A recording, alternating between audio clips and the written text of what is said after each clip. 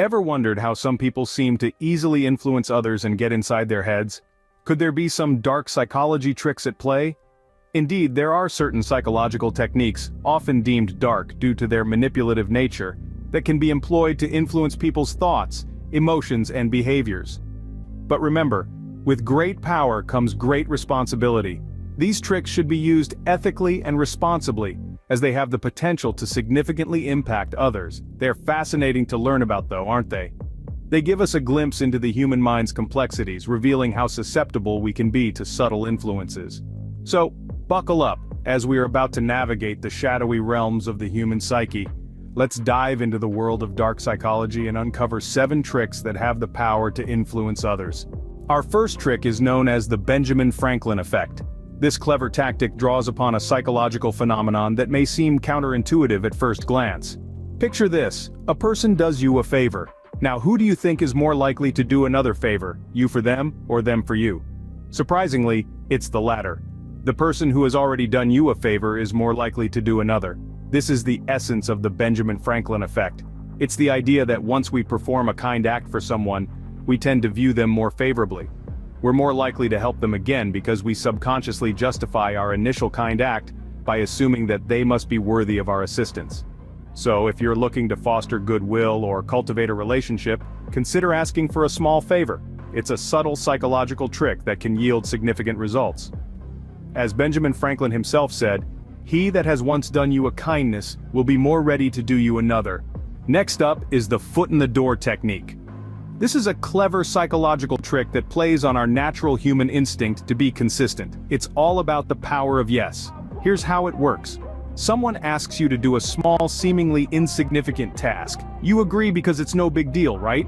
But then, that same person comes back with a much bigger request. Because you've already said yes once, you're more likely to agree to the larger request. It's a sneaky way of getting you to comply without you even realizing it. This technique is commonly used in sales and marketing, but it can also be utilized in everyday situations. The power of this trick lies in its subtlety. It's not about manipulation, but rather about creating a pattern of agreement. So, the next time someone asks you for a small favor, be aware. They might be using the foot in the door technique. Our third trick is the door in the face technique. A cunning strategy that often catches us off guard. It all begins with an audacious, unreasonable request. Something so big it's bound to be turned down. Let's say someone asks you to lend them $1,000. Naturally, most would refuse. But here's where the trick comes into play. The manipulator isn't really after that large request. What they want is something smaller, something that pales in comparison to their initial ask. So when they follow up with, "Alright, how about just $10 then?" It seems far more reasonable. This is the door in the face technique. It's a clever play on our sense of relief and proportion, making us more likely to agree to the smaller request, simply because it's not as extreme as the first one. So next time, when someone's first request seems ridiculously outrageous, be on your guard. They might be setting you up for a smaller yet significant request. Remember, if someone's first request seems outrageous, they might be setting you up for a smaller request. Let's move on to the fear then relief response. This intriguing trick of dark psychology plays on our natural human instincts.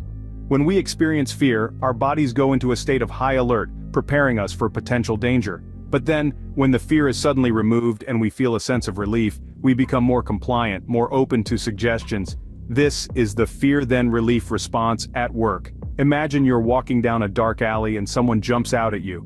Your heart races, adrenaline surges, but then you realize it's just a friend playing a prank.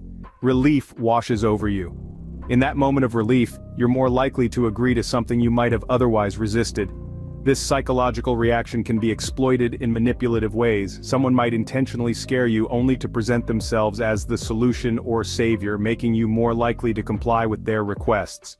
So, remember, fear can be a powerful tool, but it can also be a weapon used against you. Beware of those who try to scare you only to offer a solution that requires your compliance. Our fifth trick is all about the bait and switch. Essentially, it's a psychological sleight of hand. In this trick, an attractive offer is initially presented, captivating the interest of the unsuspecting individual.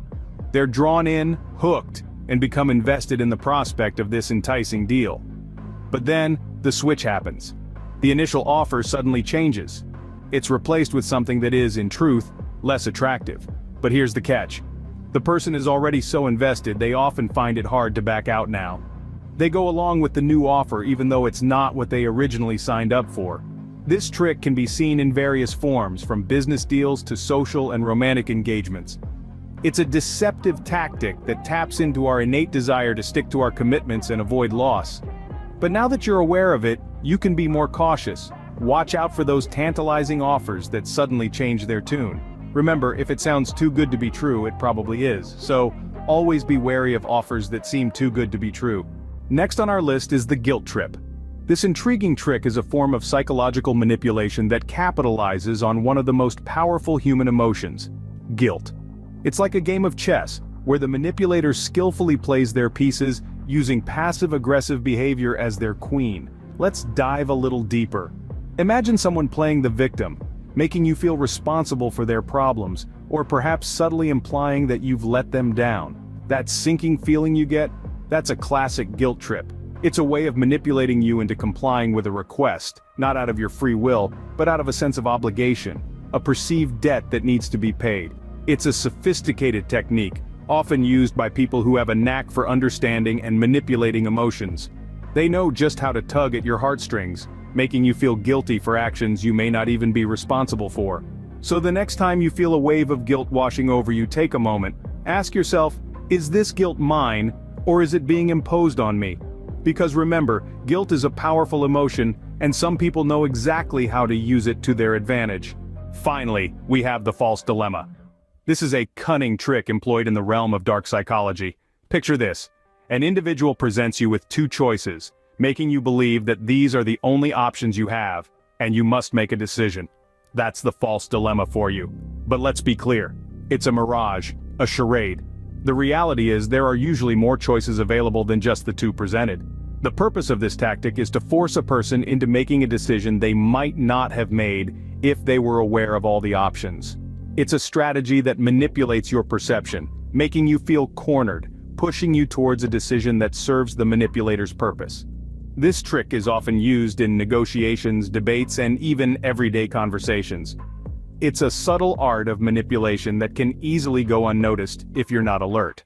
So, the next time you're faced with a situation where you're presented with only two options, take a step back. Ask yourself, is this a false dilemma? Are there more choices available? And most importantly, remember, you're in control of your decisions, not the manipulator. So whenever you're presented with only two options, consider whether there might be more choices available. Now that we've revealed these 7 dark psychology tricks, it's important to remember their power. These techniques, from the Benjamin Franklin effect to the false dilemma, are potent tools for persuasion and influence. However, their strength lies not in manipulation, but in understanding the human psyche and its tendencies. The Benjamin Franklin effect, for instance, hinges on the concept of cognitive dissonance, encouraging others to do you a favor to foster positive feelings. On the other hand, the foot in the door and door in the face techniques are about making requests, either starting small or starting big, to increase compliance. The fear then relief response plays on emotional highs and lows to secure agreement, while the bait and switch technique capitalizes on commitment and consistency. The guilt trip technique leverages feelings of guilt to induce compliance, and the false dilemma confines choices, creating an illusion of lack of alternatives. These tricks are not inherently evil, but they can be misused. Remember, with great power comes great responsibility. Use these tricks wisely and ethically, and remember to always be on the lookout for them in your daily interactions.